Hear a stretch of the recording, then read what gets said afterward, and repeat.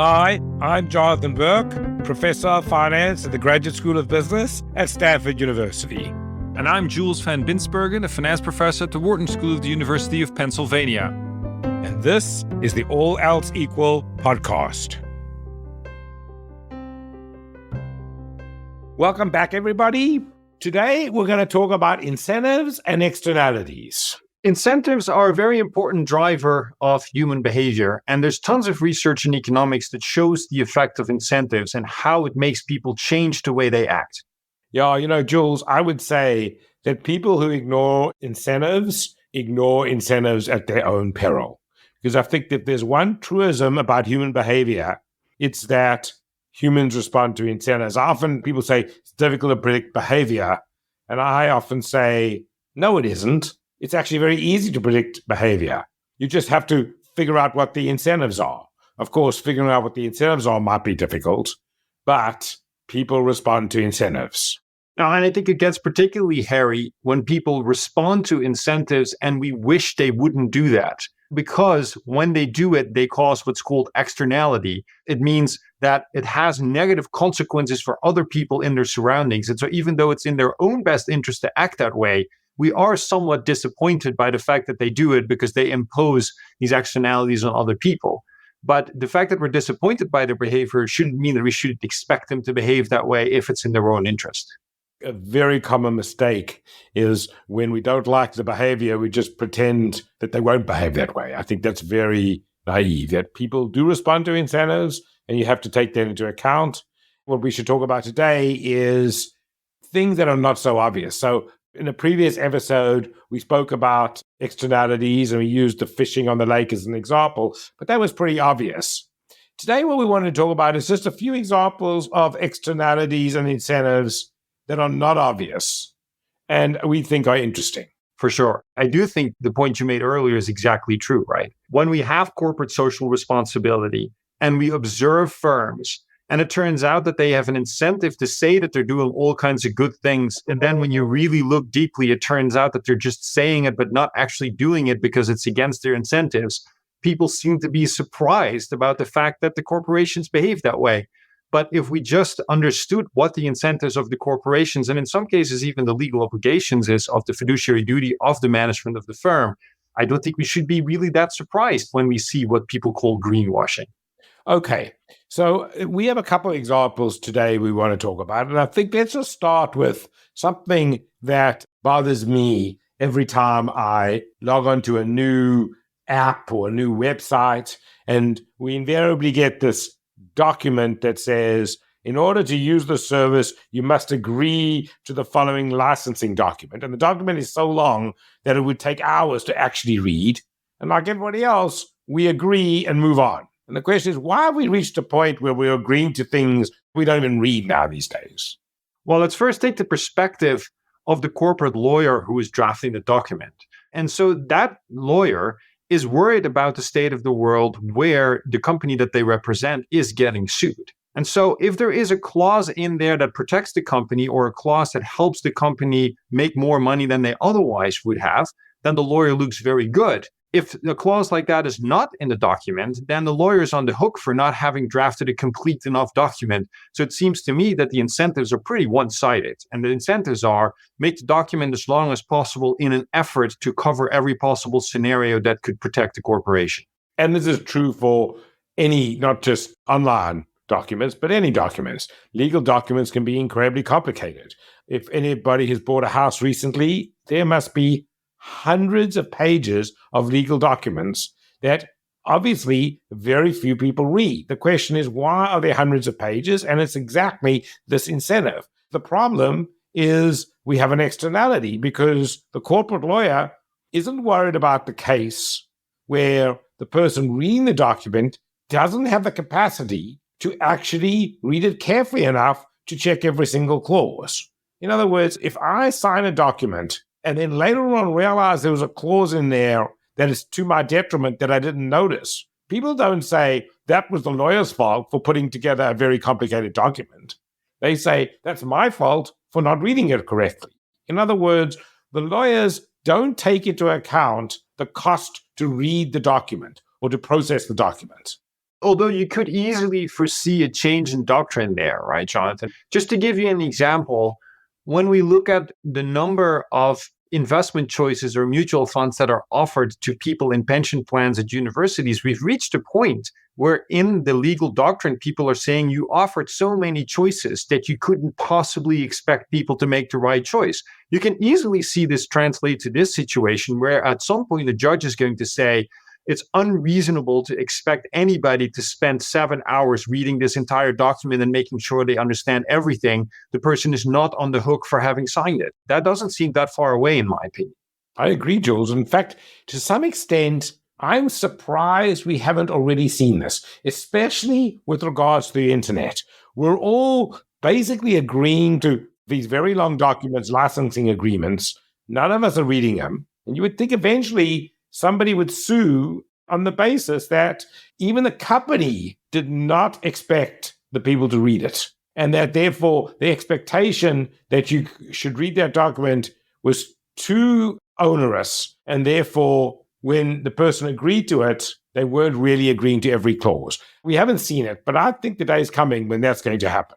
Well, the other thing that I think would be an interesting study to do, and maybe people have done this, I'm not aware of it, but maybe in the legal literature they have, is whether over time, gradually these documents are getting longer and longer.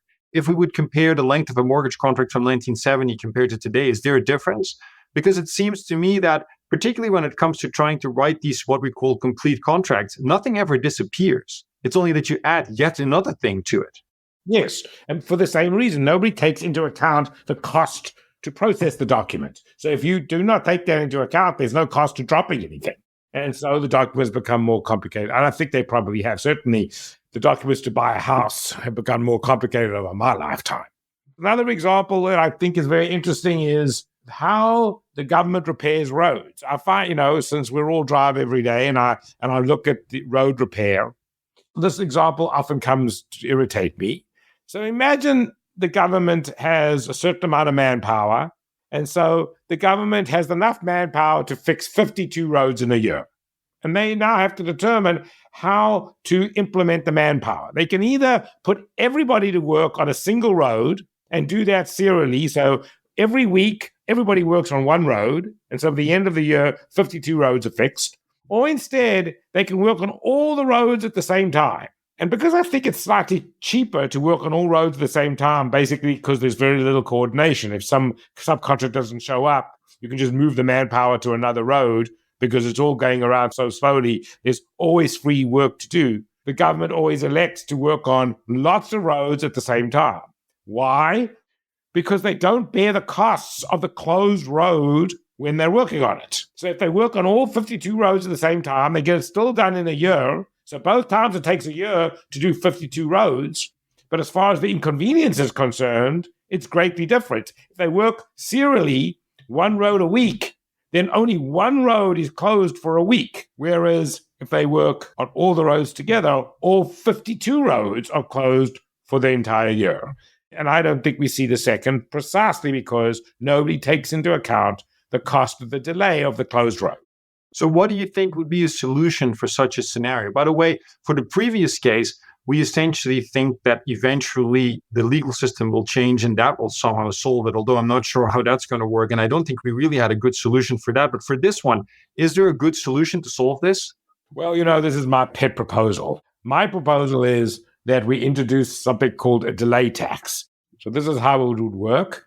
Any government organization has to pay the cost of the delay that they impose when they impose a delay. So, for example, they fix a road, there could be a simple calculation of the inconvenience to everybody, and then you tax them on this inconvenience. And my proposal would be all the money would be collected and then redistributed to the same government agencies. So it wouldn't raise any money. It would just impose a cost on each entity that's proportional to the delay they're causing. Another good example I have is in this day and age where we have self-driving cars, we still have traffic lights that work on timers, which is completely crazy. A traffic light should be able to tell and dynamically adjust to the traffic. So we never have a situation when you're sitting at a traffic light and there's no cars coming in the other direction. That's just an example of imposing a delay for no reason And again, because the government doesn't bear the cost of that delay, they have no incentive to put in smart traffic lights. Yeah, so I think in Europe, you do have many places where indeed you have a sensor in the road that at least sees whether or not a car is there and therefore doesn't have to turn that light on green if there isn't a car there. But you're right, with self-driving and smart cars, we're constantly logged in anyway to all kinds of systems, and the cars on their own are too.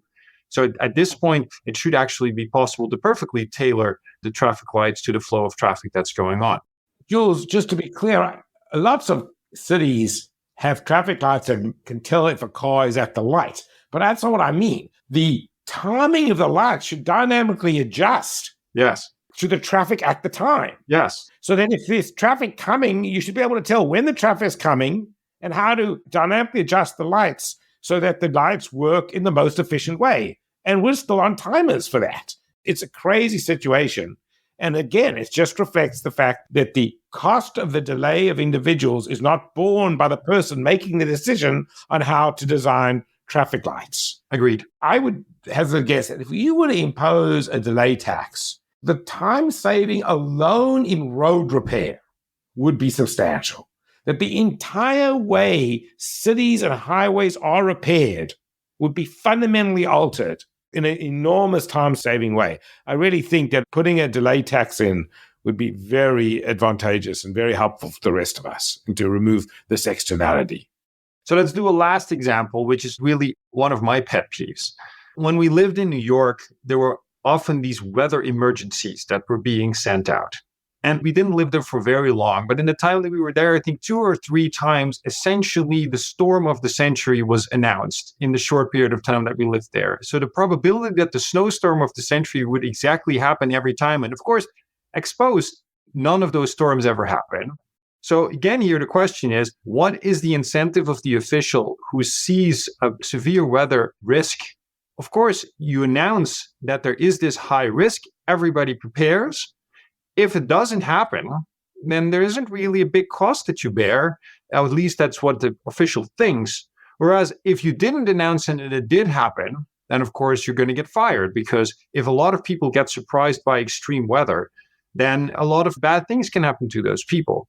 But I do think that it's important that we try to incorporate the externalities as well as the long-term effects of this policy. The first one is, there are a lot of people that are preparing and exposed find out that they prepared for nothing. And so if you just exaggerate the extent to which it's going to happen, then you're imposing that cost on a lot of people, and the official doesn't bear that cost. And secondly, and we talked about this in a previous episode, crying wolf is a costly long-term thing to do, because if you announce 5 times that the storm of the century is coming and it doesn't happen, do you think that the 6th time you announce it, people are still going to take it as seriously as the first 5 times? Or do you think that there's a gradually wearing out of the effect, and then when the storm actually does come, people aren't prepared? Yes, so Jules, let's just be clear about this. Obviously, the people in charge of predicting storms are not soothsayers. So they only know with some probability the severity of the storm. And obviously, it's going to happen when they're going to predict a severe storm and the storm is not as severe. What you're saying is there's a bias, that they have an incentive to overestimate the severity of a storm so that the probability of a more severe storm coming is lowered than the probability of in favor of a probability of a less severe storm. So basically what happens is they predict most storms are worse than they are. Actually, let's be precise about it. There's a difference between what they estimate and what they communicate, indeed. And so the question is, how large does the probability for a severe storm have to be before they announce it as if it's going to happen? Is that number at 20% or at 40% or at 60%? Where is it exactly? So how many times does it need to happen in their calculation for them to announce it as a severe weather event every time? Maybe 20% they find is enough. But I do think that if it only truly happens 1 in every 5 times, it's going to have this wearing out effect on the people that receive this news. Yes, and they don't take that into account. In other words, their view is 1 in 5. My God, that's a big number. Can you imagine if we miss 1 in 5 storms? Yeah. If you look at it that way, it's hard to argue. But that's not the right way to look at it. The right way to look at it is to think about what is the long-term effect of always calling a storm worse than it is. And so the long-term effect is people, first of all, they expend energy preparing for something they didn't have to prepare for. But the bigger one, as you say, is the crying wolf. They begin to not take as seriously the notices to prepare for a storm, so that when the really bad storm comes, they're not prepared. Indeed. And unfortunately, that externality, the decision maker doesn't take into account. And so we have people constantly saying how bad storms are, and they turn out that they're not that bad. For me, the salient thing is drought. I live in California, and it seems like every year there's a drought. And I've often thought about it, well, why is it that we're much less water in California now than there was 20 years ago? And I have a very cynical answer. My cynical answer is the person whose job it is to declare a drought, if they don't declare a drought and the city runs out of water, they've lost their job. If they declare a drought and then later on the city starts raining or the city doesn't run out of water, they get a promotion for managing the water really well. So that means the incentive is to always declare droughts, no matter how much water there is. And so I cynically say that there is no drought in California, because basically I wonder how close we really are to truly running out of water. And that my guess is the probability that at any point in time we could truly run out of water in the most severe situations is still very low. And it's just the incentives of the decision maker to declare the drought and ignore the externalities. Because that's the other thing. People have this tendency to trivialize the externalities, to like to say, what's so hard about having a brown lawn? Well, if brown lawns didn't cost anybody anything, nobody would have a lawn. Obviously, there's a cost to having a brown lawn, and that ignoring that cost for so many people is an externality. Yes, exactly. What you mean is when these droughts are declared, you're not allowed to water your lawn, and therefore the lawns will look brown and therefore look ugly for everybody to observe. Right, exactly. All right, let's do one more, which I think is actually one of the most pressing ones to think about, which is the overload of information problem that we're seeing today. So in the past, we had some constraints on the way in which you could produce and distribute information. There were a few newspapers. Printing somebody was a costly process. There was an editorial process where people would filter what would get into newspapers and what wouldn't, regardless of whether they did a good job at that. At least there was a filter and there was a cost. Today, there's essentially no cost anymore to produce information and to spread it around. And that has quite a few benefits potentially, but I also think that it has a downside, which is that none of us can possibly process the amount of information that comes out by this many people on a daily basis. And I think that we don't have a very good mechanism of efficiently aggregating that overload of information problem. Yeah, and so I think, again, it's an externality, because if it's free to distribute information, then I wish to distribute it. I'm not taking into account the overload on the people reading the information. And so in doing that, we all produce too much information. If we could somehow include a cost for the overload, then we'd be careful and we would say, okay, let's only communicate information when it's really important. But we don't do that. And so we hit this overload of information. So what's the solution to that? Because it does seem to me that the previous aggregators, which were the traditional media, right, they're, I think, actually in quite a bit of a commercial bind today. And so in a paper that we recently wrote, we looked at 13,000 local newspapers and we looked at what the level of sentiment was, positivity or negativity in reported news. And over the last couple decades, it's one big trend down, meaning that it seems to be the case that the way news is reported today is the most negative it's been since, say, 1850. So over that 170-year period, it was pretty much the same level of positivity and negativity for about 100 years, maybe 110 years. And in the last 4 decades, it's just one big trend down, and it's as negative as it can be today. So as these traditional media outlets are losing some of this aggregation function, I do think we have a bit of a conundrum today about who we should trust in reading and how we aggregate this huge amount of information that's out there. Yeah, so when I read your paper, Jules, and I thought about it in economic terms, I was thinking about this, that back in the day when it was costly to disseminate information, basically local newspapers had a monopoly. And when you're a monopolist, you price higher. So what does it mean in this case to price higher? I think what it means is that originally journalists had a personal desire to try to present the facts in an unbiased way. And because they had a local monopolist, they could do that to not great cost to the number of readers. Unfortunately, human beings don't like to read the other side. They like to read only their side. And also, they also like bad news over good news. And so once you had competition, once you lost that monopolist, because the local newspaper was no longer a monopolist, journalists couldn't just please their own preferences by fairly reporting the news. They knew if they did that, they would lose readers. So what they had to do then is report the news the readers wanted to hear, meaning whatever political bias they have, as well as bad news over good news. And so as a result, I think that's why you find that in the last, whatever it is, 50 years, we've had this just incredible increase in the amount of negative news that's reported. And polarization in news that's reported, absolutely. I don't have a clear solution for this one, to tell you the truth. It's partially a convergence problem with the arrival of a new technology of distributing information that we have to somehow find a new equilibrium. But it's not obvious to me where that equilibrium will be. For the longest time, I've always said, well, I'd always make the all else equal argument. I would say, look, people are not stupid. They will come to understand the biases of the newspapers. The newspapers wanted to sell newspapers. And so as a result, they want to tell you what you want to believe. And people will understand those biases and they'll start correcting for it and understanding that they're only getting one side. But I have to say, Jules, I'm getting more and more concerned about whether or not this is true, that how rational human beings are. Because, the extent to which, even after at least 20 years of very cheap information, people's willingness to just believe what they read really is astonishing to me. Well, or maybe we can phrase that differently. The willingness of consuming the news that already confirms what you thought anyway. I'm not even quite sure it is believing what they read. It's that they search out the piece of information that fits the best with their preconceived notions.